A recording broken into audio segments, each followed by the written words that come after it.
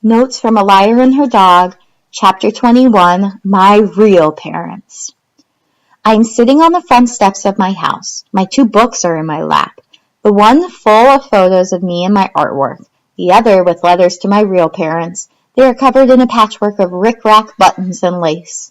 I also have a backpack full of stuff. My orange jumper with all the zippers, my plaid pants, my green toothbrush, and my blow glass deer babies. Plus, I have food for Pistachio because he's supposed to have this special kind that's hard to find. And I have Pistachio's leash and a chew toy for him. He's asleep in a patch of sun over by the mailbox. He is like a lizard. He loves to sleep in the sun. It's Sunday morning. My dad and my mom are sleeping late. Kate is watching TV and Elizabeth is in the kitchen. I want to say goodbye because I want them all to know I'm leaving, but I haven't yet. I don't have a watch, so I go peek in the kitchen to see what time it is. It is 10 minutes until 10 o'clock.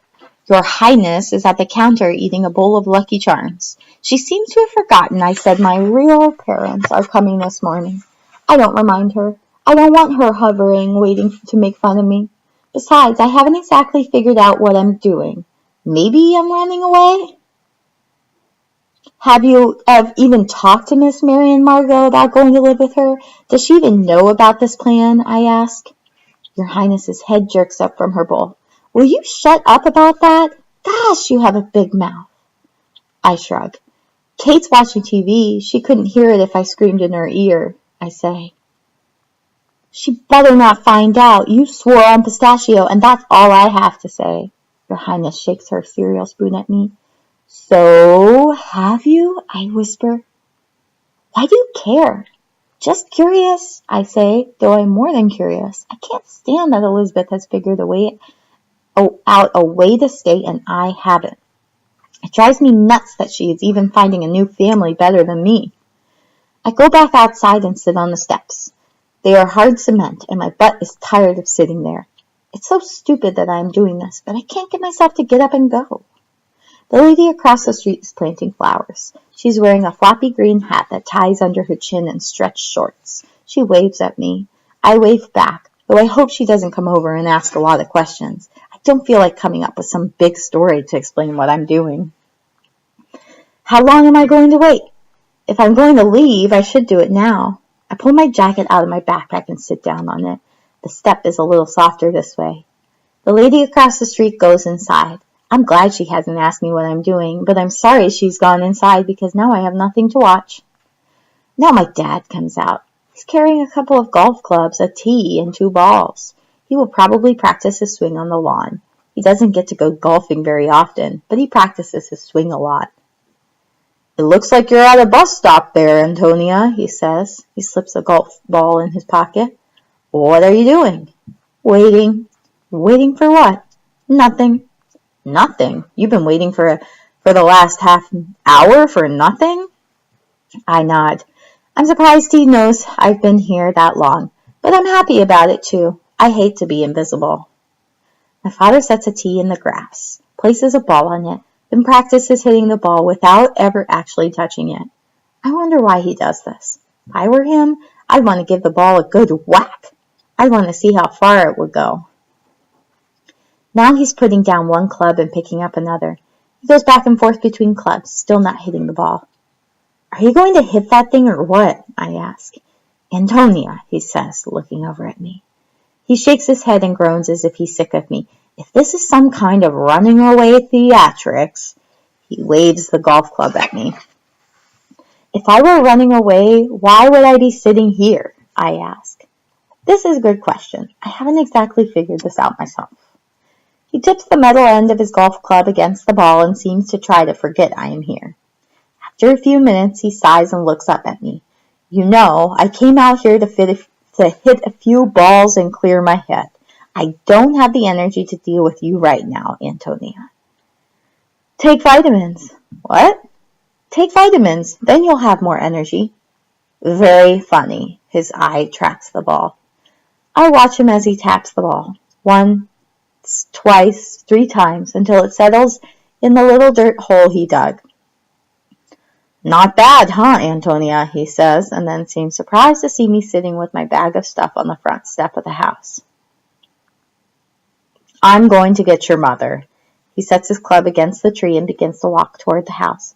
Wait, Dad, no, please wait, I call. He stops. His shoulders move as if they had heard what I said. He turns around. Why do you take Mom's side all the time now, I ask. It's pretty clear the problems are yours, Antonia, not hers. Well, that's because you hear everything from her. Don't you ever want to know my side? His chin gets stiff, his shoulders tight. He flips his hand at me as if I'm on stage and he is introducing me. I hate the way he does this, but I don't want him to get Mom, so I keep talking. She doesn't treat me the same as Elizabeth and Kate. She doesn't. It's like she loves being their mother and she hates being mine. She'd be happier if I didn't live here. She would. When I say this last, my nose feels tight and prickly. I'm not crying, but tears seem to have backed up into my nose. He shakes his head. You know, Antonia, you get what you put out in life. Elizabeth and Kate don't give trouble, so they don't get trouble. You give your mom trouble, she gives you trouble. You stop giving her trouble, she'll stop giving you trouble. It isn't so complicated as you make it. What about the opposite? What about if she stops giving me trouble, I'll stop giving her trouble? What about if she loved me, I'd love her? Why do you assume the problem starts with me? Look, Antonia, I don't want to debate which came first, the chicken or the egg. How come everything I think is too much trouble for you to talk about? I am talking about it. You just said you didn't want to have this discussion with me. What do you want from me, Antonia? I think about this. Remember that time you took just me and Kate camping, and then in the middle of the night you saw a spider and got really scared? And I had to hold your hand? And then when we got to go to the Holiday Inn and eat French toast with boysenberry syrup? Yeah, he smiles a little. Not the smooth, charming smile. The funny smile I love. That was fun. When can we do that again? You're always working now. It's like you only have energy for me if I do exactly what you want. You only have space for a perfect daughter. You don't have room for me. Antonia, I do the best I can. Why do we have to move again, Dad? Why don't you get a new job here? My father makes a short, angry noise, part groan, part grunt. Antonia, I've been through this 100 times with Elizabeth already. I'm not talking about the move anymore. I'm just not. He heads toward the house. The door bangs shut behind him. Inside, I hear him call my mother. My mother says something, but I don't hear what it is. I tried to ignore her. My father says. I strain to make out the rest. I can't, but from the tone of it, I know my father is telling on me. His voice sounds just like Kate or Elizabeth when they report to my mom about me. Now my mother appears. She's dressed, but she hasn't fixed her hair or put on her makeup. She doesn't usually go outside looking this way, not even to the front yard. What in the world are you doing, Antonia? She asks. I'm waiting. Yes, I can see that, but what for? Nothing. You don't go to the zoo today, do you? No. Are you waiting for that teacher? My mom always calls Jess Carroll that teacher. No. I try as hard as I can not to cry, but I lose the battle. The tears spill down my face. Well, who are you waiting for? I can see my mother is getting exasperated, but she seems alarmed, too. I almost never cry in front of her. My lips form the words, my real mom, but I don't say them. I can't say them out loud. Instead, I say, you're not my real mom. Jesus, Mary and Joseph, Antonia, my mother says. You're not, I say. My voice is hoarse and so full of tears I can hardly speak. You don't love me. Neither does Daddy, I whisper. My mother is frowning. Her lips get small and closed, like when you tie off a paper bag with a rubber band. Don't be ridiculous. You don't, I say. I don't cook what you like for dinner. I make you clean your room. I punish you for getting bad grades. And what do you know? She snaps her finger. I'm not your real mother. You know, I'm really tired of it. I learned a long time ago that being a mother is not about winning a popularity contest. So I don't expect you to say thank you for all the things I do for you, but I am up here to hear, she puts her hand to her forehead, with this nonsense. I have heard this popularity contest speech 100 times before. I know she will go inside now and leave me out here to learn my lesson. She sits down on the step. This surprises me. I move away from her, but I don't stop crying. I can't. The tears are pouring out of me.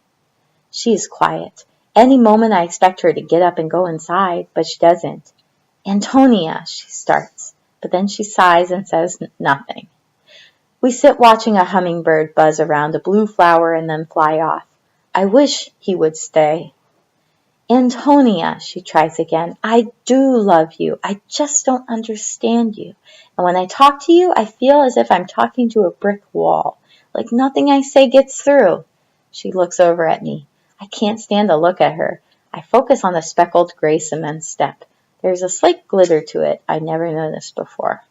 She sighs. I get so frustrated with you. I could scream. And I never know if you're telling the truth or not. I always feel like you're trying to make me look foolish. I don't want you to be my mother, I say, scooting as far away from her as I can while still sitting on the step.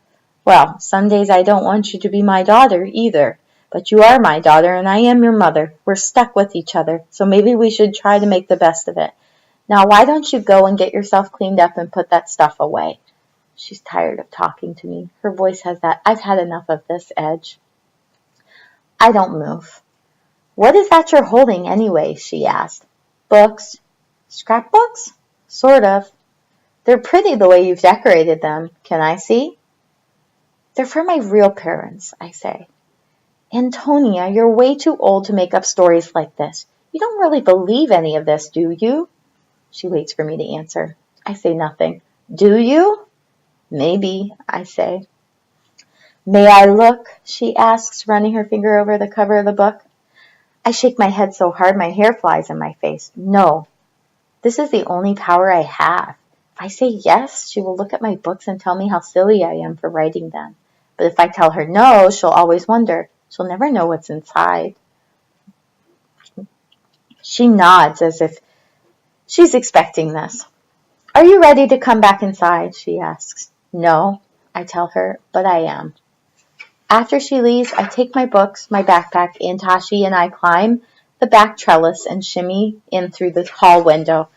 Then I tiptoe back in my room. I don't want her to see me come back in. I have to win at least this much. I just do.